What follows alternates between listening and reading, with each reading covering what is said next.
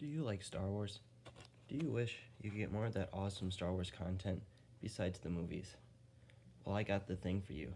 Introducing the Star Wars Expanded Universe.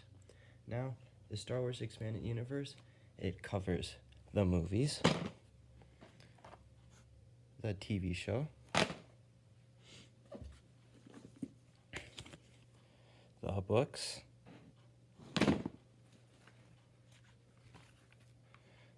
the comics, and finally, the video games. Now you may be wondering, this is a lot of stuff to cover. How am I going to keep track of it all? Well, that's fairly easy. Basically, we can divide this stuff into two piles, right? We have Star Wars Canon and Star Wars Legends. Now you may be wondering, what's the difference? Well, I'll explain.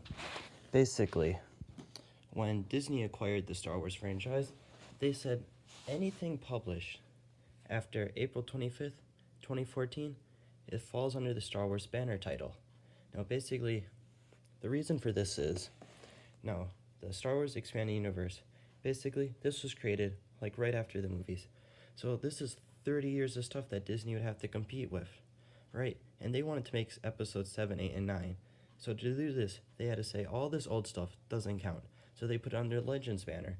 And then they created this new one, Star Wars Canon, which allows them to create their own stories while still cohering with their new movies. And basically, this allows for a more cohesive timeline throughout the franchise, because in Legends, there'd be a lot of stuff that contradicts each other. And in Canon, we have a thing now called the Star Wars Story Group, which makes sure everything fits together nicely. Well, anyways, today I'm here to talk to you about one of the newer things in Star Wars canon, and that is this novel right here, Star Wars Lost Stars by Claudia Gray.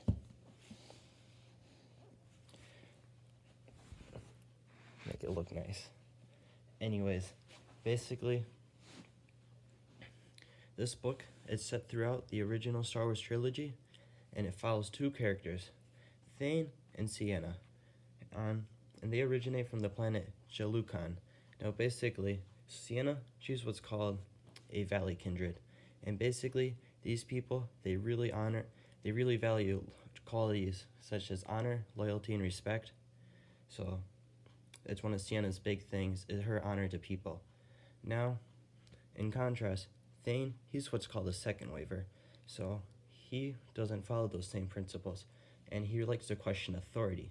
Anyways, as kids, these two characters from different social classes run into each other, and they eventually become friends out of a bullying conflict with some other children.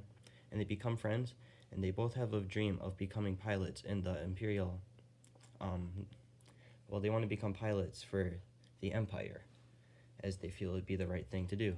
Now, anyways, the book follows these children as they grow up and do become pilots, and eventually we get to the plot of the original films, right?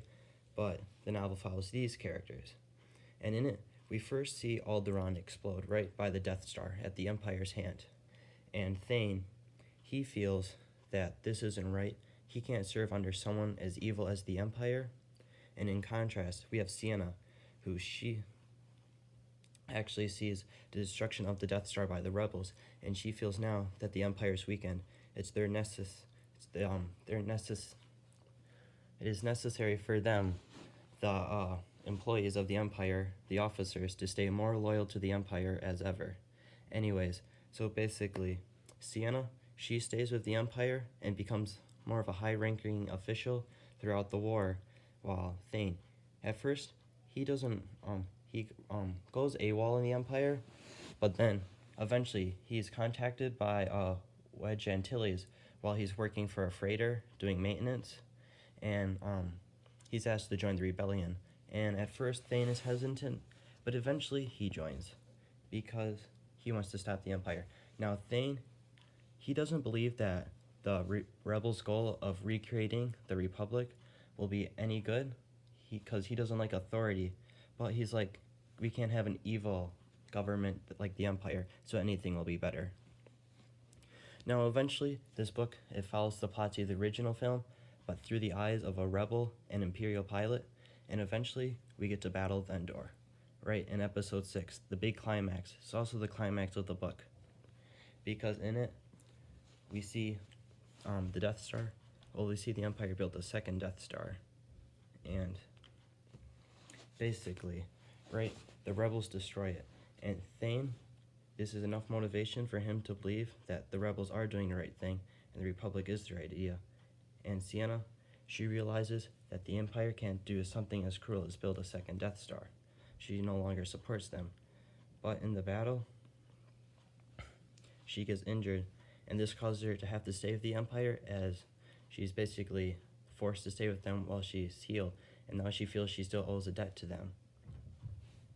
So eventually, one of the cool things about this book, as you can see along the top here, it is part of the Journey to the Force Awakens banner, which is obviously episode 7. Now this book, it has some new content as it's part of the new timeline, right? So it has the Battle of Jakku, which is the final battle. It's the Empire's last stand, right? So anyways, we see Thane, now a higher ranking rebel. He has to lead a mission to capture an Imperial Star Destroyer so that the rebels have more ships.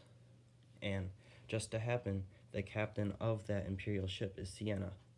So anyways, basically, Sienna, she knows as an Imperial that if the rebels try to capture a ship, they'll have more firepower. So she does her duty, and she basically almost like kamikazes the whole Star Destroyer, which you have to realize is almost the size of a city, into the Jakku, which is actually the crashed one you see in episode 7.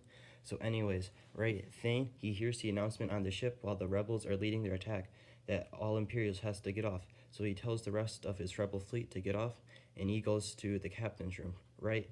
And the door is locked, but eventually he figures out how to get in, and he confronts Sienna, and basically the two fight.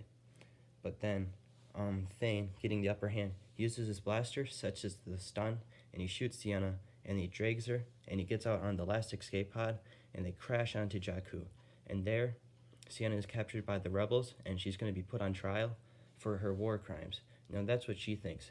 But Thane admits that the rebels, which is now the New Republic, that they don't do something like that. They'll see the good in her and allow her to go free without serving her time.